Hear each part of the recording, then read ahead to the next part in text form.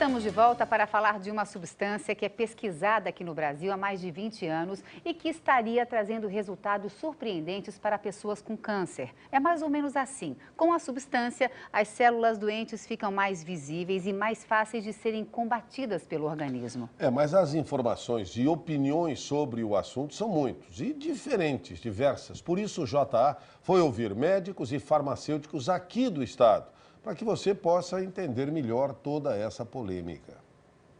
Talvez você ainda não tenha aprendido a dizer o nome, mas já deve ter ouvido falar nessa cápsula para tratar o câncer. Virou assunto de reportagens, está bombando nas redes sociais e cada vez mais aparece uma história de alguém que tomou e está se sentindo melhor. Mas afinal, essa cápsula é ou não é um medicamento? Faz bem ou faz mal?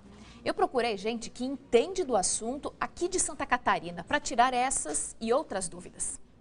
A fosfetanolamina é uma substância produzida pelo nosso próprio organismo, mas um químico aposentado da USP de São Carlos conseguiu extrair essa substância do corpo humano e colocá-la em cápsulas. Uma iniciativa vista com bons olhos pelo médico Luiz Alberto Silveira. Há 40 anos ele trata pacientes com câncer em Santa Catarina. É uma substância promissora, ela tem uma ação mais imunológica, de estimular a imunidade contra as células tumorais, não é um quimioterápico, portanto a toxicidade deve ser baixa, mas não se sabe, porque não foi estudado em vivos, em seres vivos. É aí que mora o problema. Os pesquisadores que isolaram a substância fizeram os testes em laboratório, mas não passaram para a etapa de estudos em seres humanos, que seria acompanhar com métodos científicos centenas de pacientes durante vários anos. Mas por que isso não foi feito?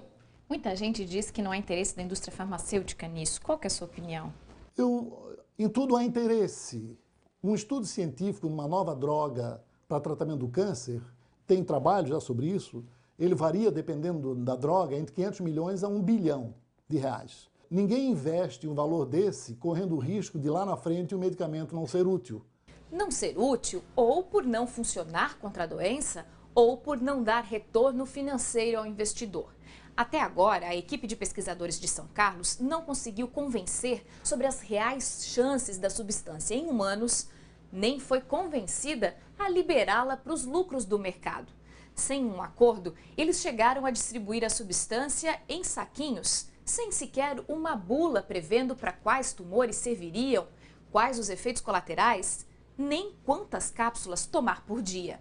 A vice-presidente do Conselho Regional de Farmácia de Santa Catarina diz que ninguém pode fazer isso. O Estado brasileiro não pode permitir que isso aconteça, porque isso é expor a população a um risco. A gente não pode dizer, nesse momento, que o produto em questão não tenha nenhum possível efeito positivo, né, sobre o tratamento de câncer, mas também não podemos dizer que tem. Então, nesse momento, é inseguro. Por isso, a Anvisa, responsável por controlar os medicamentos no Brasil, proibiu no ano passado a distribuição. Aqui em Santa Catarina, uma pessoa chegou a ser presa em junho deste ano. O morador de Pomerode estava reproduzindo e distribuindo a fórmula, o que é considerado crime contra a saúde pública. Agora ele responde ao processo em liberdade e garante que fez isso porque, como a mãe melhorou do câncer tomando a substância, ele quis estender o benefício a outras pessoas. Mesmo com a proibição da Anvisa, tem gente entrando na justiça para conseguir garantir o tratamento. Quando é um paciente que o tratamento convencional não resolve mais, o risco é menor, mesmo não se sabendo quais são os efeitos colaterais. Os médicos com quem eu conversei dizem que o grande problema é o paciente que pega todas as fichas e aposta só nesse outro tratamento, que para a medicina é feito no escuro.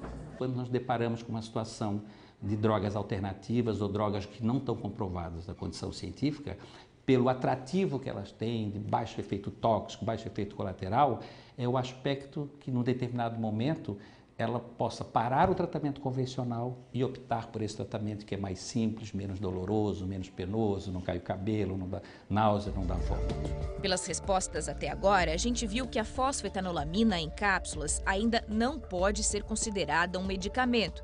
E ninguém sabe comprovar se ela faz bem ou faz mal, porque os testes capazes de dizer isso até hoje não foram feitos. Então isso é uma coisa muito ruim, porque os profissionais não vão poder usar o medicamento ainda que ele mostre-se útil de forma amadora, porque não sendo registrado, eticamente você não pode usar nas pessoas.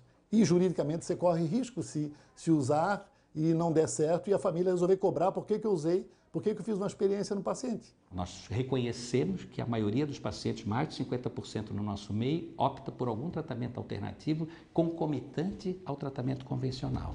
Tá? Mas o médico não pode participar efetivamente, digamos, dessa escolha do paciente. Bom, se a decisão é do paciente, como é que fica a cabeça dele quando a justiça decide autorizar a distribuição dessa substância? E já que nenhum laboratório teria se interessado por esses testes clínicos, por que o Estado não assume isso para acabar de vez com toda essa dúvida? Todas essas respostas você vai conferir amanhã aqui no Jornal do Almoço.